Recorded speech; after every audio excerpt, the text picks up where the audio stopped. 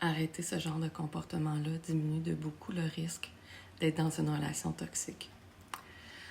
La première chose que je vous invite à faire, et ça va vraiment aider, et c'est pas facile pour bien des gens, c'est arrêter de vouloir sauver quelqu'un. Arrêtez de vouloir le ou la sauver.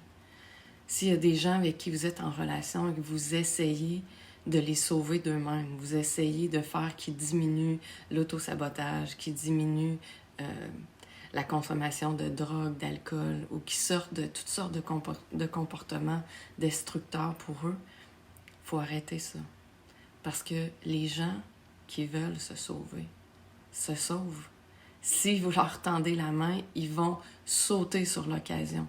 Vous n'aurez pas besoin de tendre la main, puis de tendre la main, puis de tendre la main, puis de recommencer constamment pour essayer de les sortir de ça. Et aussi, arrêtez de vouloir que la personne soit différente dans la relation. Arrêtez de vouloir que la personne cesse de détruire la relation que vous essayez de construire. Si quelqu'un veut être en relation et veut construire une relation, je peux vous dire que les gens vont le faire. Même les gens qui ont vécu des traumatismes. Et oui, il y en a qui ont un lourd bagage, il y en a qui ont une tendance, on va dire, à s'auto-saboter en permanence et à auto-saboter la relation. Mais pour en avoir vu beaucoup, je vais vous dire que les gens semblables s'attirent. Et si vous mettez toute l'énergie pour essayer que l'autre reste avec vous, ne détruise pas la relation, ou voit votre valeur, ou comprenne plein de choses que vous avez compris, et que vous tendez la main, vous continuez en permanence en espérant que l'autre personne comprenne. Vous vous blessez, vous vous détruisez vous-même, parce que les gens ne changent pas comme ça. Oui, on peut offrir son aide, oui, on peut tendre la main à quelqu'un, mais comme je l'ai dit tantôt, les gens qui veulent se sauver, les gens qui veulent changer et les gens qui veulent être en relation avec vous, vous n'avez pas besoin de leur tordre le bras. Ils vont vouloir être en relation avec vous. Ils vont être là, ils vont investir du temps, de l'énergie, du positif. Vous n'allez pas avoir besoin à chaque fois de repartir le moteur, de redire les mêmes conversations, de redire les mêmes choses, de recommencer en permanence. Et si vous êtes là-dedans, à un moment donné, réalisez où en est votre énergie, où en est votre façon d'être, votre humeur, votre comportement. Est-ce que vous êtes comme cette personne-là? Et si vous n'êtes pas comme cette personne-là, et que vous êtes tanné d'investir l'énergie, et que ça vous brûle et que ça vous détruit, il faut comprendre qu'il y a quelque chose qui ne marche pas dans notre comportement. Parce que le comportement malsain vient souvent un peu des deux parties, en quelque part. Oui, il y en a peut-être un qui est vraiment plus destructeur que l'autre. Mais nous, par exemple, si on est en relation avec quelqu'un comme ça, peut-être toi qui m'écoutes, ça veut juste dire que tu es en amour avec une version de la personne qui n'est pas elle-même. Elle n'est pas là, elle n'est pas comme ça présentement. Tu es en amour avec une partie de son cœur, une partie de son potentiel, ce que tu sens que cette personne-là pourrait être, ou ce que toi, tu voudrais que cette personne-là soit dans ta vie, la façon que tu voudrais qu'elle agisse, ou que tu voudrais qu'elle arrête X, Y, Z, comportement qui la détruit, parce que tu espères tellement vivre quelque chose avec cette personne-là, mais c'est toi, dans ta tête, qui s'imagine ces choses-là. Parce que si tu regardes aujourd'hui la réalité, là, présentement, est-ce que cette personne-là est comme tu voudrais qu'elle soit? Est-ce que tu es bien en relation avec elle? Est-ce qu'elle prend soin d'elle? Et si la réponse est non, ça veut dire que tu es en amour avec une version de la personne qui n'est pas actuelle, qui n'est pas réelle, c'est pas la réalité. La personne n'est pas rendue là et peut-être qu'elle ne sera jamais toute sa vie durant.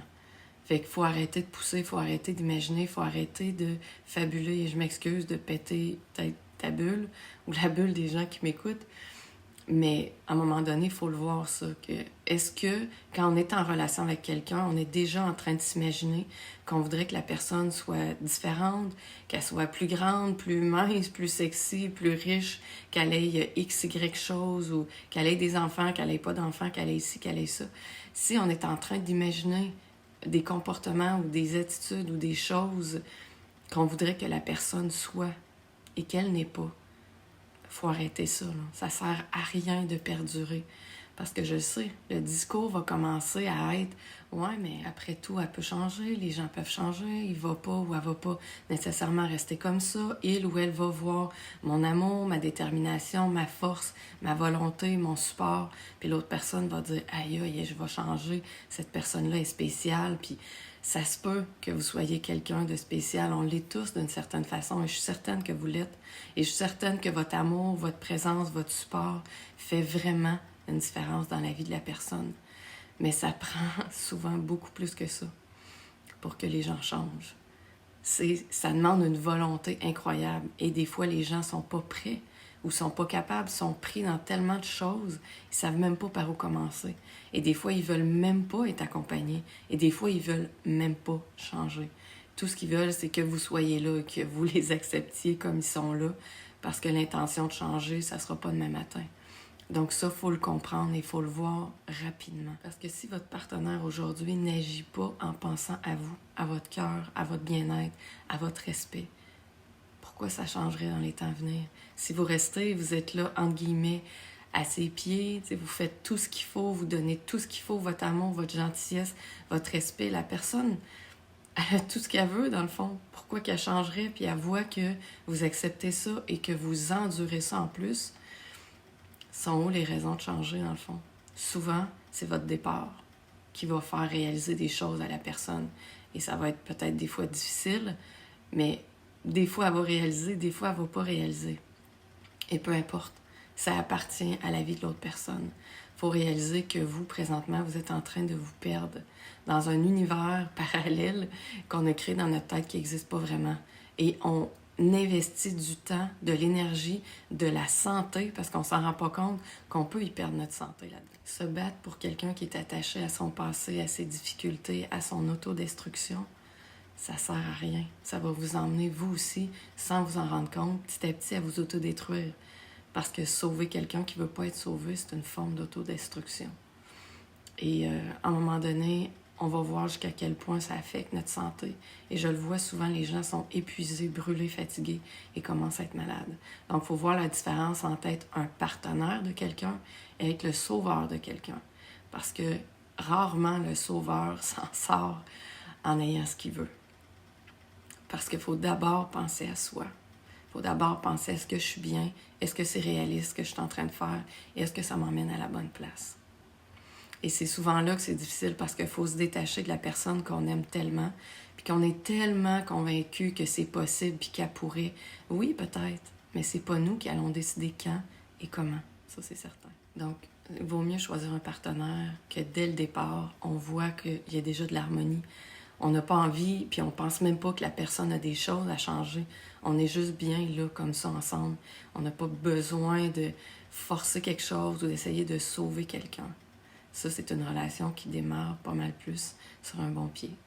Donc, si c'est difficile pour toi, que tu te ramasses souvent dans des relations, tu veux sauver ton partenaire, puis tu sais pas comment arrêter de faire ça, c'est comme plus fort que toi, écris-moi, c'est mon métier, je vais vraiment pouvoir t'aider à voir assez rapidement ce qu'il y a derrière ça et avoir des trucs et des façons d'être pour agir différemment. Et aussi, s'il vous plaît, je vous invite à liker et à partager la vidéo qui pourrait aider des gens qui sont pris dans ce genre de comportement-là aussi.